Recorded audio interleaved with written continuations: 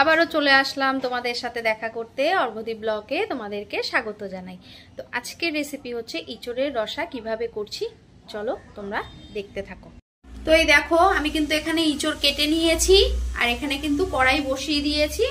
জল একটু, ইঁচড়টা আমি একটু সিদ্ধ করে নেব। জল দিয়ে দিলাম কড়াইতে।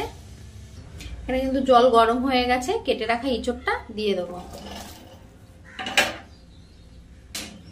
একটু নুন দিয়ে দেবো আর দিয়ে দেবো একটু হলুদ।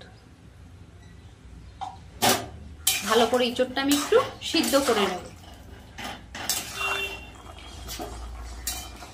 ইঁচড় কিন্তু সিদ্ধ হয়ে গেছে, এবার আমি নামিয়ে নেব। কড়াইতে তেল দিয়ে দিয়েছি। এবার একটু আমি আলুগুলো ভেজে নেব। আলুগুলো ভেজে নেব।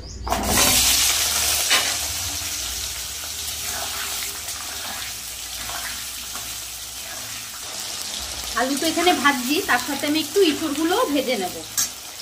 সিদ্ধ করা ইঁচড় দিয়ে দেবো। আলু আর এঁচড় একসাথে ভেজে নেব।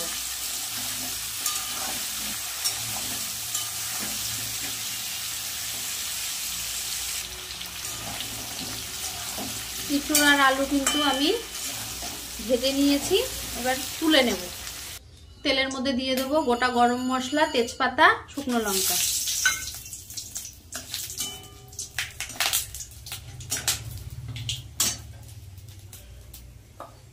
দিয়ে দেবো কেটে রাখা টমেটো।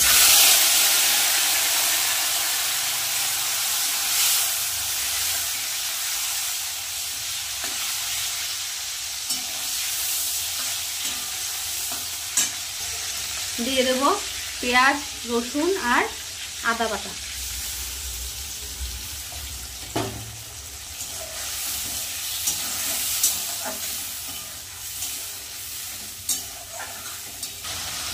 এবার দিয়ে দেবো লঙ্কা আর জিরে বাটা, শুকনো লঙ্কা জিরে বাটা।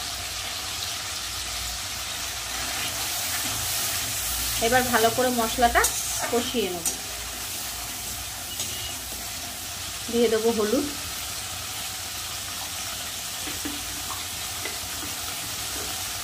নুন।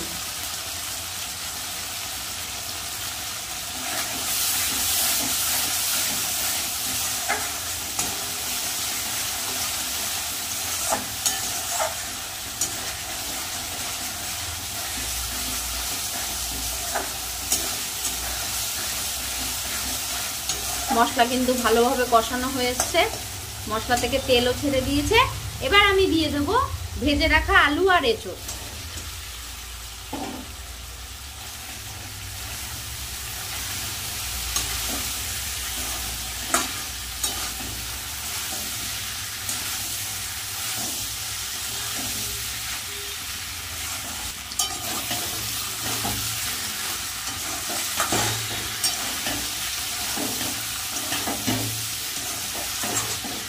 ইঁচড়ও সিদ্ধ হয়ে গেছে, আলুও সিদ্ধ হয়ে গেছে।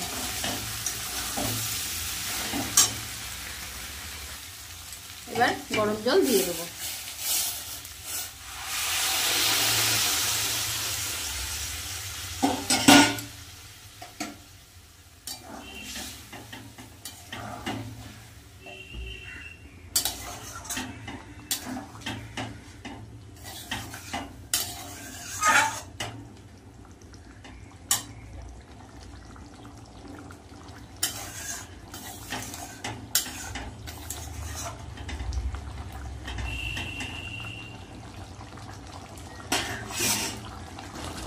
একটু মিষ্টি দিয়ে দেবো।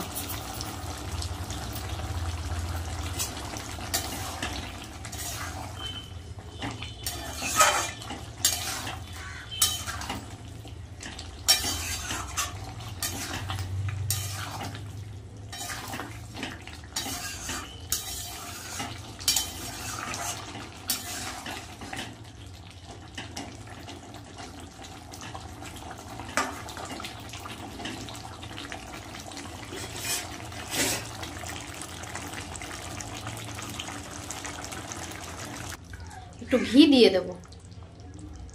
আমি গরম মশলা দিলাম না, যেহেতু গোটা গরম মশলা আমি ফোড়নে দিয়েছি।